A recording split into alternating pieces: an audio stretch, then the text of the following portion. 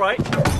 I was thrilled, but at the same time, I was kind of confused. Am I too damn old to take that role? I don't know. So I actually asked my kids, do you think your father should do Star Wars? I mean, do you like Ip Man better or Star Wars better?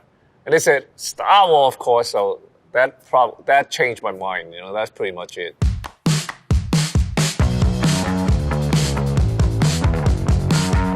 Rogue One. There is more than one sort of prison, Captain. I sense that you carry yours wherever you go. One of the creative conversation before I agreed to do it, I said, the role was a little bit too cliche and how he carried himself, because in the beginning the character was a little bit more serious. But then I said, you have enough of these kind of Asian martial art master, right? That's fine. If you want me to be that Asian master, you want me to swing that stick a little bit, that's perfectly fine. But shouldn't he have a sense of humor, And he liked the idea. And so we're kind of adding lines and making this character a little bit more funny. Then I just kind of suggested, wouldn't be even better if he can't see, where he can feel the force instead of not really attached to it, but then somehow he have a grasp of that universe. I'm one with the force and the force is with me. I'm one with the force and the force is with me. Well, in all my films and all the characters that I've played in my entire career, I always emphasized on the realism of the character. No matter what genre I do, I always emphasize on interpreting this character. He has to be grounded, or else you'll be off the wall and no one understands where you're coming from. So that's how I approach the whole character, as not just the action side. So maybe that worked. Maybe people really came to liking this character so much. Once Upon a Time in China, Part 2.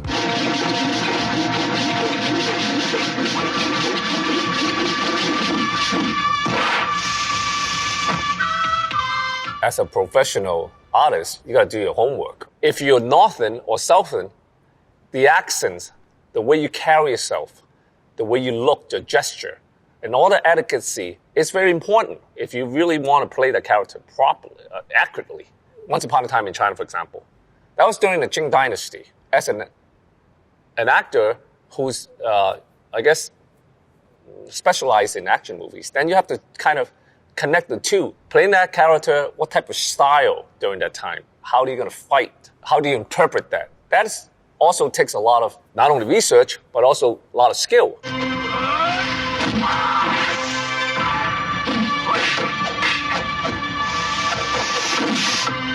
Getting into character, not only as an actor, it's more of a self-tune in mentally or physically, but also the environment helps you into that character and that world. So when you are dressed in that wardrobes in that period and you walk into the set and you automatically put you in that environment, it helps you to get into the setting.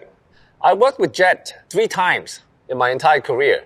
I remember I was in LA casting for Dragon, the Bruce Lee story. I didn't get that role, but I got a call from the producer and director, and Jet Li himself said, hey, you want to come back to Hong Kong and do this? So I went back, and we were both very young. I think that we had that little ego going on, on the set. So the choreographer was Yuen Woo-ping. Now, Yuen Woo-ping was the person who discovered me 40 years ago. Very veteran action director, choreographer. He did Kill Bills and Matrix and Crouching Tiger and did all that action. Well, I want to make the long story short. The way we work in Hong Kong for many years is that we change the choreography as we go along. So we both are very experienced, obviously martial art actor and well known. We walked on the set and we looked at the choreography.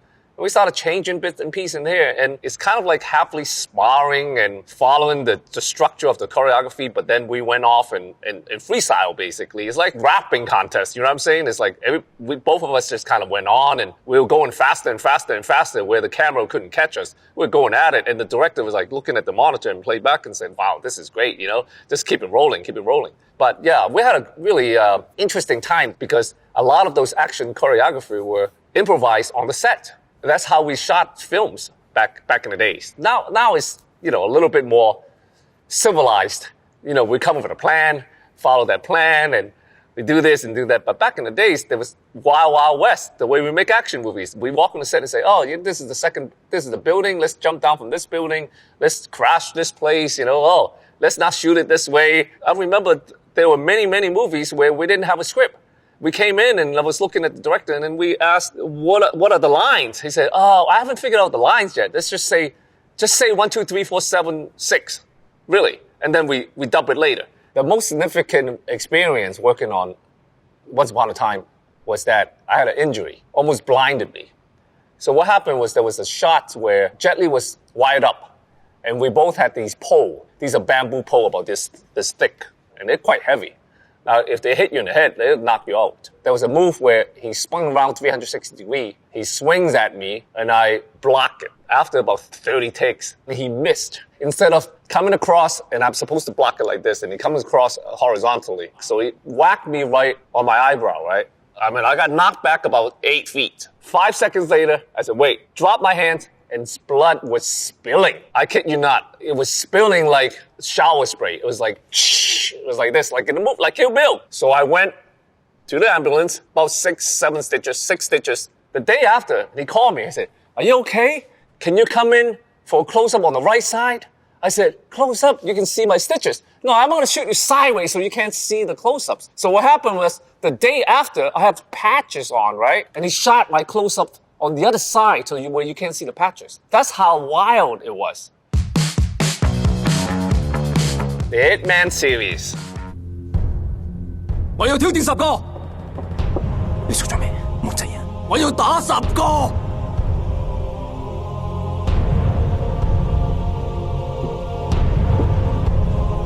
彼は10人とやりたいそうです。Before Hitman, I was already a very successful action director and won quite a few awards. In fact, pretty much every movies that I was doing was nominated and then ended up winning the award. So I was quite in demand in the market as an action director. But like you said, what's the next level? How am I going to elevate myself?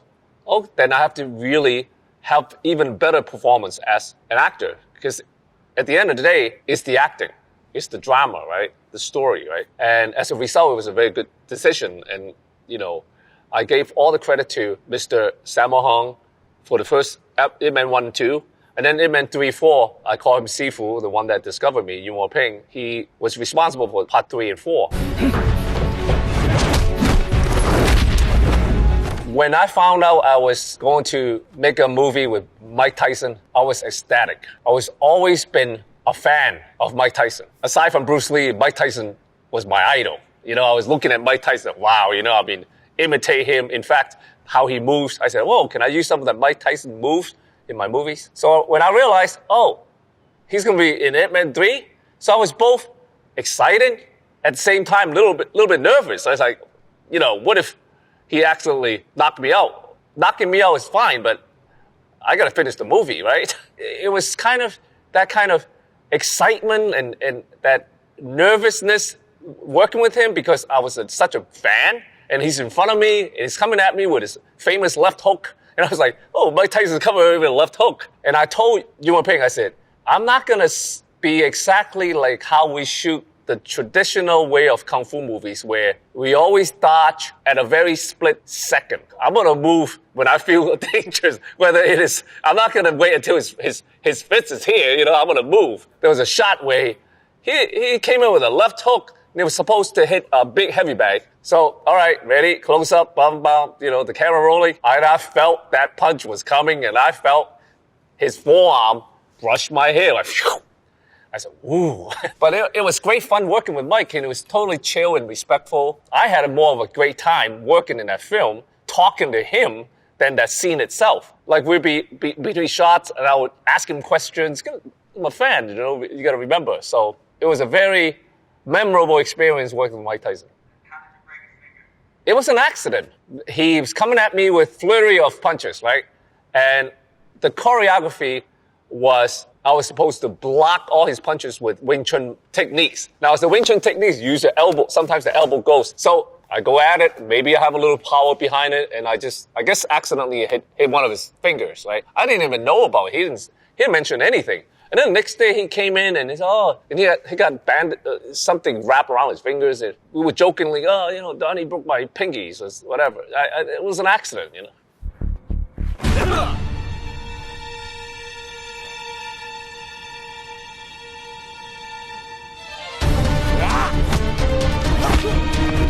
Everybody in the world, some way or the other, is at least inspired by Bruce Lee, not solely on his physical prowess, but his philosophy and how he saw things. It's kind of like Muhammad Ali. The way he feels this is the future. And I think that's what I was drawn to him the most with that elements. We're no difference, only the skin colors, that kind of very liberal and free thinking, right? The way he made martial art movies was also impactful and influence in all my films. If you look at all my films, the tempo, the certain details, still have a lot of Bruce Lee shadows in it, right? So, but of course, at that time, when I was young, watching Bruce Lee film, I never thought of how can an Asian person be a lead in American movies and English-speaking movies, right? I'm glad it finally is here, but it took a while. It took a lot of people like Bruce to really kick down doors and making that kind of difference. Pave the way for someone like me who can have that kind of opportunities to really express myself. Hero. 秦宫7大高手。跟你多日，拿你归案，亮出银枪，验明正身。 Now, Hero is another crazy experience as well. I reunited with Jet Li, and I went to mainland China, one of the set that they built, a courtyard of a temple. We spent 21 days shooting just two of us fighting. 21 days. Sometimes for Hollywood producers, they wouldn't understand why do you take so many days to shoot action scenes because I shot a couple of American films where we have shot lists and everything's on schedule. I'll finish the scene in 2 days or 3 days, getting the pieces, getting the coverage. But that's not how we shoot action over here. We shoot action by each shot and getting that shot to specific lighting, camera angles, choreography to the precisions to the teeth. So we spent 21 days, sometimes 3-4 shots a day. Everything was going smooth. We united. We both wanted top Once Upon a Time part 2. That scene became a classic. So 10 years later, we want to do another classic. So both of us, each shot, we look back, the playback, and look at each shot and said, wait a minute, that your fingers is a little bit to the left. That's not precise enough. Or your eyes, you're not looking at me. So we both kind of going back and forth trying to make the best piece of art, right? For each shot. But I remember there was another choreography where he was also wired up with a sword. Now, although these are prop swords, but they are still quite pointy. This whole shot was one take, about 50 moves or something. So at the end of the 50 moves, maybe the 48th, 49 moves, he strikes down with his sword. He went boop, and I back up. Jet said, "Donnie, there's blood spilling out of your face." I said, "Really? Let me take a look." He whacked me on one side. And 10 years later, he whacked me on the other side. I started laughing. I said, this is going to be great. This movie is going to make so much money. Because the last time we did this, it was a huge box success. So, you see in red. Because in Chinese, red bag during Chinese New Year, we give each other red bag. So when you see blood, it's like, this is going to be a successful film. 6 stitches, again, 2 times. Both sides close to my eyeballs. I could have been blind. Wing Chun.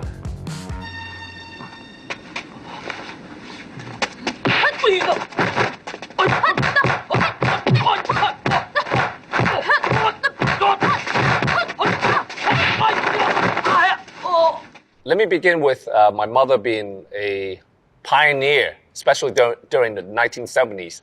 She opened a martial arts school in Boston. As a new immigrant at the time, she was able to break through barriers of teaching all walks of different race and culture. So that made a lot of impact on me to understanding the whole woman empowering, especially back in the days, in more of a male predominant type of a world. My mother is like 4'8" or 4'10", a little woman. She has hundreds of students like 6'5", following her and respecting her and bowing down to her. So, that gave me a different perspective. So working with Michelle, that movie was about a female lead in a martial art movie, which had happened before, but it's not often. I was the supporting actor and just let her do her job and let her shine.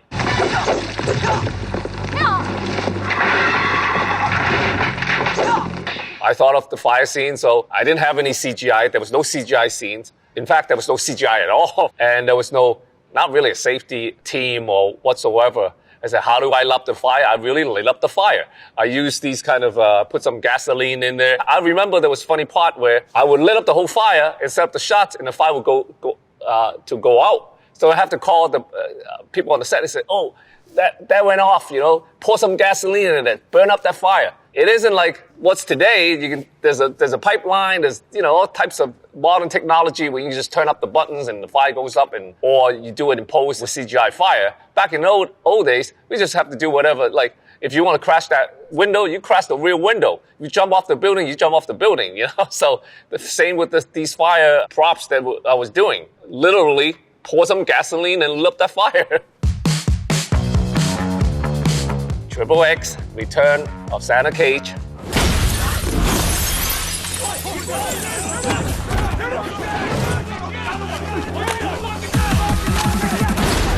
I became pretty cool with the director, and he understood my background. I remember there was a scene where I was fighting a bunch of henchmen inside an airplane. And I came up with different choreographies to work with that camera angle without telling them. So a lot of these choreographies that I did was working with where they placed the camera. Imagine the camera's over there. Oh, and I would look at the cinematographer or the cameraman and say, oh, what's the size of the camera, the lenses, right? And I look at the monitor. Oh, he's going to have a medium shots or whatever, different lenses. Oh, okay, I know how you're going to want to shoot this space. Do you want me to do this? Maybe it's better like this. Maybe like this. I say, oh, that's pretty cool. So I start changing all this stuff around. And after that scene, and I told DJ, the director, I said, DJ, listen, how about give me the footage. Let me edit this stuff overnight, and I'll give it to you tomorrow. If you don't like it, throw it away. You're the director, with all due respect. So I went back, used the computer, put all the shots together, and show him my vision. I said, this is how I'm going to fight. Like the tempo. It's like music, right? A couple of bars here and then, put it together and, hey, do you like it? And he loved it. And what you saw on the plane, I edited that scene. Sakura? 情仇难却，恩怨纷争，是国之宿命。 I wanted to make a movie that appeals to the whole world, where even if you don't understand any culture of Chinese martial art novels or Jin Yong's particular, you will still appreciate this movie. So I came up with the story and then start bringing these pieces together. Like, how am I going to do something that is different from what's done in the past? From wardrobes, again, music, and comes down to the action. Now, this can easily be over the top, where what's going on, no one can understand, why is this guy flying around in the air and he doesn't come down to the ground, And then I came up with this concept of, what is the most successful franchise of these type of films, right? Marvel's movies, right? X-Men's movies, right? We believe in that world. Why do we believe in that? What are the successful elements? So I use that as a study case to, okay, I understand. So basically, this is my version of the Chinese Marvels. But of course, I don't have that kind of budget, it's under a very tight budget. I didn't have any money at all. I just thought that with my experience and my team was so strong, Hong Kong Film Award winners, they're all like acclaimed cinematographer, editor, wardrobes and art directions. So my whole entire cast, from actors to behind the camera, the crew, they were really supportive. They really believe in my vision. They said, Donnie, we trust you. We believe you. We want to go on a journey with you. Even everybody's getting a cut. No one is getting paid that much, honestly. But we enjoyed it. Everybody were in a ride together with me and wanted to make a difference. We wanted to make something special for the world. couple elements is really important in my movies. Number one, I say positive energy. It's very important in my movies. I don't like to make movies where if there's a role that is offered to me or a project is offered to me and it's against my morals, my principle of how I want to live my life, I don't care how much money they give me. I don't want to do it. My movie has to contain some core values as a human being. Righteousness, family, love. That is really important for me. And also a very commercial movies. I like my movies to be entertaining because at the end of the day, what are we making this for? For yourself or for the mass? And what I like to do is make movies for everybody.